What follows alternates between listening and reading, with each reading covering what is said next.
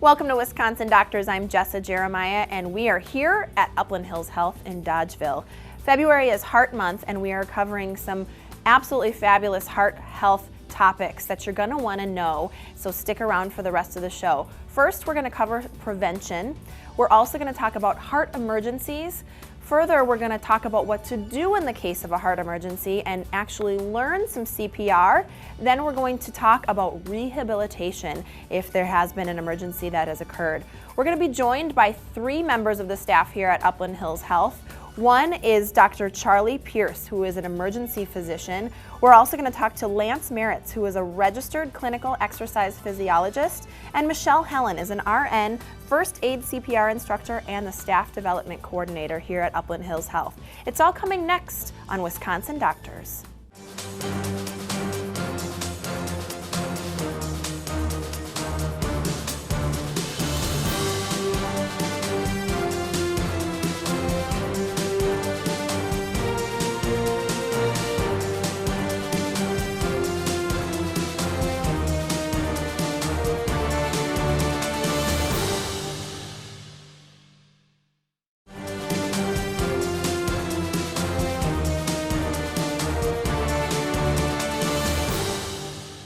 Welcome back to Wisconsin Doctors. We are here at Upland Hills Health in Dodgeville, and February is Heart Month. So we are talking heart health, all the way from prevention to what to do in the case of an emergency, and we're even going to talk a little bit about rehabilitation later in the show. We are here in the Heart, Lung, and Sleep Center, and joining us right now, we are starting with Dr. Charlie Pearson, who is an emergency physician, and Lance Meritz, who is a registered clinical exercise physiologist. So the first topic we're going to tackle with you two is lifestyle habits to promote heart health, so a little bit on the prevention side. So thanks so much for joining us today and having us here in your space as well. Yeah, great to be here. So Dr. Pearson, we're going to start with you a little bit. Talk to us first a little bit about your role here at Upland Hills. Sure, so I'm an emergency medicine physician, so I work in the ER here in the hospital. I'm actually part of a larger group that we're based out of Madison, so it's called Madison Emergency Physicians, and we work at about 6 different hospitals in the region. Okay. Staffing just emergency departments. We don't staff anything outside of emergency departments. We're all board certified. And so myself, I work not only here, but I also work in Janesville at St. Mary's, and I work in Baraboo at St. Mary's as well, or St. Clair, excuse me. Okay, excellent. So you're at several different locations, including here at Upland Hills Health. Lance, so as a registered clinical exercise physiologist, we got it all in, that's a mouthful. Let's talk a little bit, tell viewers at home what that is going to mean in terms of your role here, kind of your day-to-day. Okay, so Charlie's an expert in the field of like emergency management and triaging a lot of different cases that he has come into the ER. I specialize in the assessment, development, and then facilitation of treatment plans or exercise plans to help improve somebody's functional capacity, body composition, flexibility, and strength. Okay. So a lot of that, and my background takes into a lot of account the folks' different like chronic conditions, so diabetes, lung disease, heart disease, cancer, that kind of thing. Right, okay.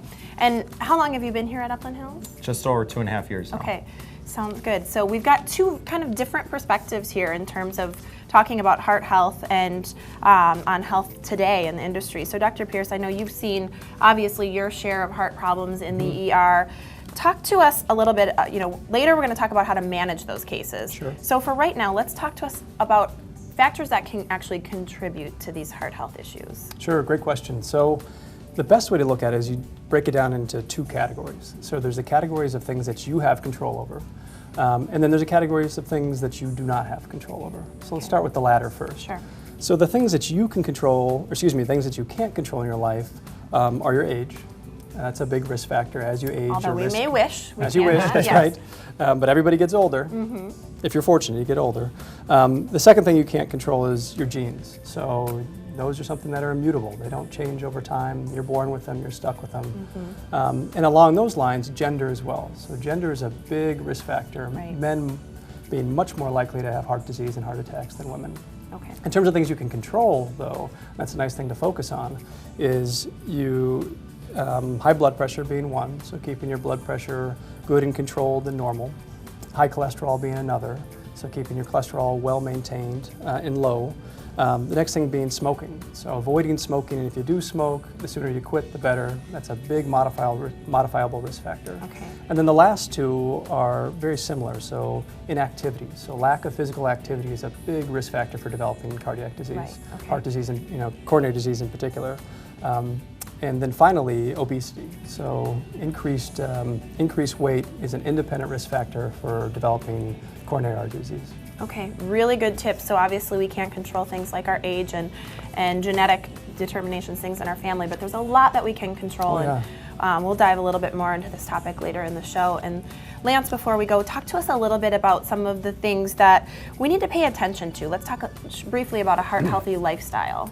Heart-healthy lifestyle, you hear lots of different diets and exercise programs and supplements. I think a heart-healthy lifestyle is a moderation lifestyle. So getting moderate amounts of daily physical activity. For most folks, you need to get at least 30 minutes most days of the week, but also remaining physically active the other 23 hours of the day. Sure. That's the big important thing.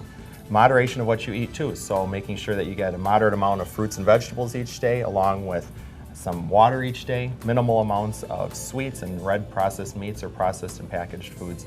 All of that combined with good social wellness, so spending time with family and friends, huge for heart healthy, but also longevity lifestyles. Very interesting. Okay, great. We're going to talk to you both in just a few minutes about some other important factors in terms of actual heart emergencies. So Lance and Dr. Pierce will chat with you in just a second. We've got lots more Wisconsin doctors coming up here at Upland Hills Health after the break, so stay right there.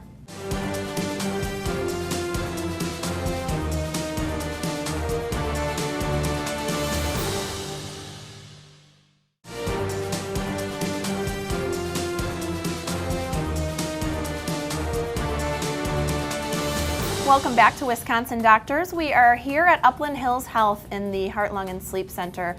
We are talking about heart health as February is Heart Month, and we are still here with Lance and Dr. Pierce, and we're going to continue our conversation for just a moment about lifestyle habits before we move on to heart emergencies. But Lance, if you would, kind of expand a little bit more on some of the other habits that we can do to keep our heart healthy. Heart healthy, you can do a ton of things. If you have less than one risk factor for heart disease, you could probably safely begin an exercise program. If you have any more than that or any family history, you should probably talk to your doctor just about, hey, am I okay to start an exercise program, or where should I begin? Start eating 2 servings of fruits and 2 servings of vegetables a day. The research has been incredible to show the effects that those have on reducing inflammation inside of our arteries. Goofy things like laughter. Laughter can reduce stress. That's a simple thing that we can just laugh more. Handful of nuts a day. That could give you up to 3 years of extra life expectancy with heart-healthy fats. That's an incredible statistic. 1 handful of nuts can give you up to 3 years. Yeah, 1 handful of nuts. Wow. Being with a committed partner in a positive relationship could also add up to 6 years of life expectancy. So if you're ever arguing with your spouse, think of that in the back of your mind, that maybe this is a good thing, not a bad thing. Life. Yeah, Right, adding absolutely. to their life right now. Yes. But also making sure you stay hydrated, have a good social life, make sure you eat good, healthy things. Yeah, and I love that these are things that we can do. So there are a lot of preventative measures we can take into our own hands for our heart health. That's great tips. Thanks so much. Dr. Pierce, of course, you have a lot of experience with heart emergencies. So let's turn our discussion for a moment to some of those things. And I think what viewers at home want to know, who, as you age, you start thinking about these things more and more. But is there a typical age group that you think are more at risk for heart attacks? And talk to us a little bit about when they typically occur. What is the more common times? Sure, absolutely. So, as per our conversation earlier, one of the risk factors you can't control is as you age, Right. your risk for having coronary disease or heart attacks goes way up.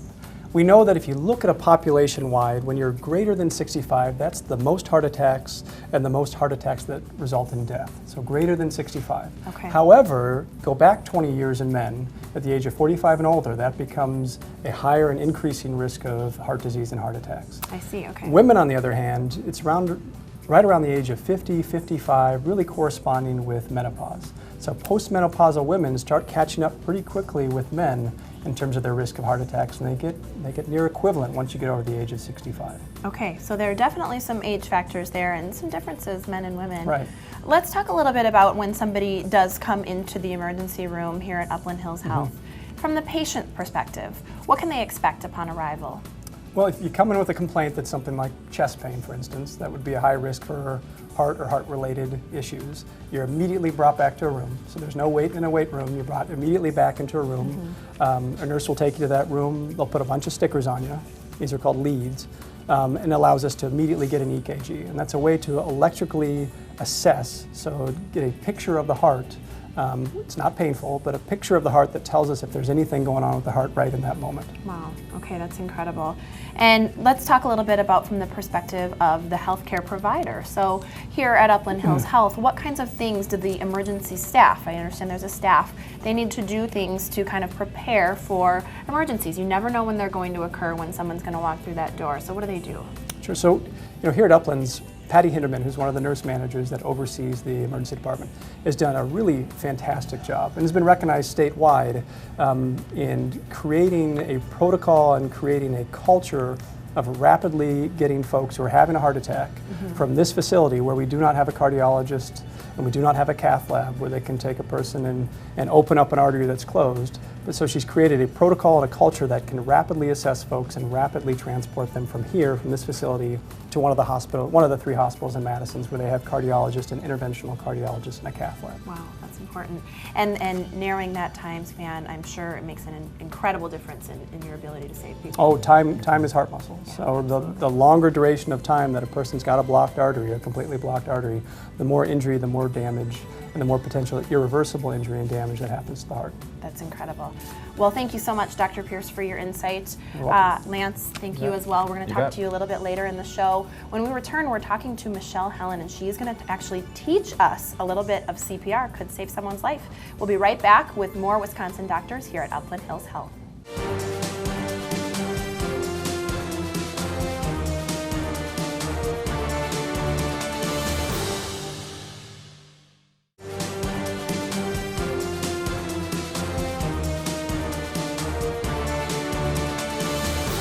Welcome back to Wisconsin Doctors. We are filming here at Upland Hills Health, and February is Heart Month, so we are talking about heart health all episode long. We have talked a little bit about prevention. We started our conversation about heart emergencies, and we're going to continue that conversation now, which is why we are on the floor. We're joined now by Michelle Helen, and Michelle Helen is an RN, a registered CPR instructor, and a staff development coordinator here at Upland Hills Health. And we're going to continue our discussion, like I said, about heart emergencies and turn it to CPR. So thank you so much for joining us. You're welcome. Thanks for coming. And we're going to actually learn a little bit about CPR. But first, let's talk a little bit about classes. Now, do you offer a class here at Upland Hills Health? We do. We actually offer classes to both our employees and to the public. Okay. And what kinds of classes are there for people who, viewers at home even maybe, that might be interested in taking a class? Talk to us a little bit about the types. Sure. We have 3 types of CPR that we offer here. There's Basic Life Support, or BLS, for healthcare providers. That's the course that most of our employees take and could be open to community members who work for other healthcare organizations. Then we have Heart Saver CPR, which is a common course taken by the childcare providers, construction workers, tradesmen, other people who need a CPR certification for their job. Okay. And then there's Family and Friends CPR, which is open to the general public and is open to anyone who just wants to learn how to do CPR to help someone in need. Okay, so great options for folks out there. Now, I've heard of hands-only CPR. Can you tell me a little bit about that and then kind of talk about when that would be used as opposed to the other type? Right, so hands-only CPR is just doing compressions only or pushing on the chest and not doing the rescue breathing. Okay. It came about largely because people weren't administering CPR when someone had a cardiac arrest, because of the kind of yuck factor. They don't want to put their mouth on someone else's mouth. Okay. So hands-only CPR is appropriate with a sudden arrest that's witnessed, and it's an adult victim. Okay.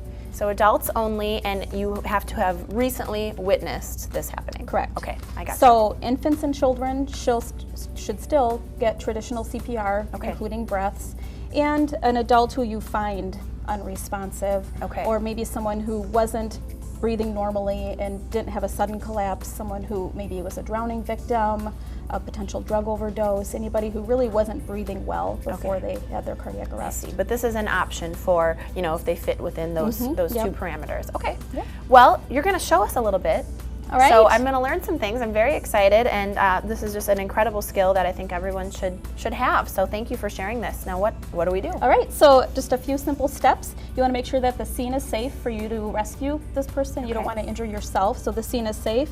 You're going to tap and shout, "Are you okay? Are you okay? Are you okay? Are you okay?" If there's no response and they're not moving, you shout for help and send that person to call 911. Okay. And then you remove the clothing so you can see the landmarks on the chest. I see. Put the heel of your hand down in the center of the chest, other hand on top. Oh, I'm going to follow you. Doesn't matter which hand. It doesn't. Yep, Okay. and just a little higher. There you go. Yep. And arms straight and shoulders above, and you're Okay. going to push hard and fast on the chest. Go. So you're pushing at least 2 inches, and the rate is between 100 and 120. And you just keep pushing till And help arrives. I feel like I'm pushing really hard, but that's what you need to do. That's what we need to do. Okay. Yep. Wow. Okay. This is incredible. Good job. So you're going, actually even a little higher than I would have expected too. So you're getting all the way up to you're covering just really those bones. Yep, we want to there. stay on the sternum or the breastbone, Okay. which is in the center, and right between the breasts. Okay. I'm going to do it again. Okay, go. It's Good job. really, thank you. It's incredible to actually do it and feel the amount of pressure that you put on, because I don't know that would be instinctual to put that much pressure on. It's hard work. Yeah, doing it CPR is. correctly is hard work, and so you would just keep doing that until trained rescuers arrived and took over. Okay, well, thank you. That's incredible, Michelle, Helen, for sharing that information with us. When we return, we are actually going to talk a little bit about rehabilitation. So we are taking it through all the way from prevention to rehabilitation. We're going to do that after the break. So stick around for more Wisconsin Doctors here at Upland Hills Health.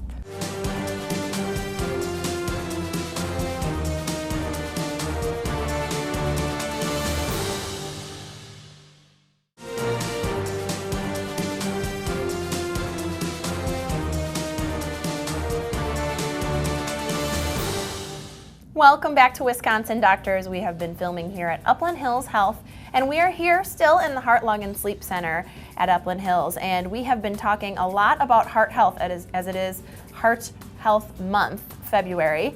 And we've talked about several different topics. If you're just joining us, we've talked a little bit about lifestyle habits. We've also talked about heart emergencies. And now we are moving on to talk about what you can do in terms of rehabilitation in the event of a heart emergency. So we have brought Lance Meritz back with us, and thank you so much for rejoining us here. So Lance Meritz, in case you missed it, is a registered clinical exercise physiologist with lots of experience here at Upland Hills.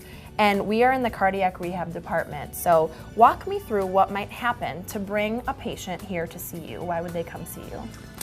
We call it cardiac rehab, but we really do see a lot of people with heart disease, lung disease, pretty much any chronic condition. And so often we'll see folks after they have like a heart attack or a bypass surgery, valve surgery, or a lung diagnosis where they're short of breath, like COPD, emphysema, any sort of breathing disorder. Recently we started a cancer program as well, so if somebody has cancer, they're going through breast cancer, prostate cancer, colon cancer, we'll see those folks in here as well. So any chronic condition can benefit from coming into our facility here. We can offer some sort of rehabilitation to them. Okay, that's interesting. So you cover a wide variety of health conditions, and you have a lot of programs in terms of cardiac rehabilitation here at Upland Hills Health. Talk to us about some of those. Okay. We've got 2 different phases of cardiac rehab. Phase 2 would be cardiac rehab after somebody, the weeks following having a heart attack or bypass surgery or valve surgery. We also have phase 3, and that's more of like an independent exercise where people come and use this more as a monitored exercise facility, almost like an Anytime Fitness or Snap Fitness. The benefit to coming here would be that we have staff that folks can ask questions or get help with certain things. Okay. We also have pulmonary rehab, and that's for those folks that have any sort of breathing disorder, so COPD, asthma, anything like that. And then, like I said, recently we started our cancer program for any cancer survivor that's recently gone through or is going through cancer treatment. Okay, so a lot of different options for people to come use the facility. I noticed when we walked in earlier that there were a couple people here just working out and using the facility with, basically supervision, which is great. And let's talk a little bit, you also have some support groups. Did you want to touch on that? Yeah, we've got a great support series that we more or less think of as an educational support series and not the hold hands, sing kumbaya series. And so often we do this each month on the second Wednesday of the month, Okay. on Wednesdays at 10 a.m., and we bring in a speaker. And so last month we brought in a stress speaker. The month before that we talked about fall prevention, different things that are applicable to our patients or participants here that they find interesting, not just support and how are you dealing, how are you coping with things. I think that's great for people to know that, you know, you are here for people in terms of prevention. Of course, you're here for people in terms of emergencies, but you're here for people in terms of post-care all the way through support, because there's a lot that goes on when somebody undergoes a stressful or traumatic situation, including with the mind. So to take it all the way through to the end, I think is really important. Tell us a little bit about the kind of progress that you can expect to see for somebody who's coming here. Okay. And speaking to that last point you were saying about caring for that continuum, you know, because people continue to think about how they're feeling. Emotional recovery is a big thing too. We have camaraderie here, and the camaraderie as far as progress really helps people too, because they can really bounce questions off each other. Oh, I'm dealing with this. Oh, I went through this. Did you have this surgeon? Did you have this complication? But as far as actual progress, we just got done doing our stats from last year, and we had about 50% functional improvements for folks. So we can see improvements in functional capacity, or what people are able to do, or decreases in shortness of breath, increases in their strength, decreases in their weight, increases in their muscle mass. All of these are really great things. It sometimes just takes, unfortunately, a scary event for somebody to come into a program like this. But we do have great services for folks that haven't even gone through a great a traumatic experience like a heart attack or bypass surgery. And that's what we call our phase 3 exercise program, that anybody can basically come in so long as they have any risk factor for any chronic condition, basically. Okay. Well, Lance, thank you so much for sharing this. This has been an incredible journey for me in learning, and I hope for you viewers at home as well. February is Heart Month, and we have gotten a lot of great tips all the way from prevention to post-care from you folks, the great folks here at Upland Hills Health. So we thank you. You betcha. Thank you. Thanks to all of our guests for joining us. Thank you so much for watching. I'm Jessa Jeremiah, reminding you to live longer, live better, and that's it for Wisconsin Doctors.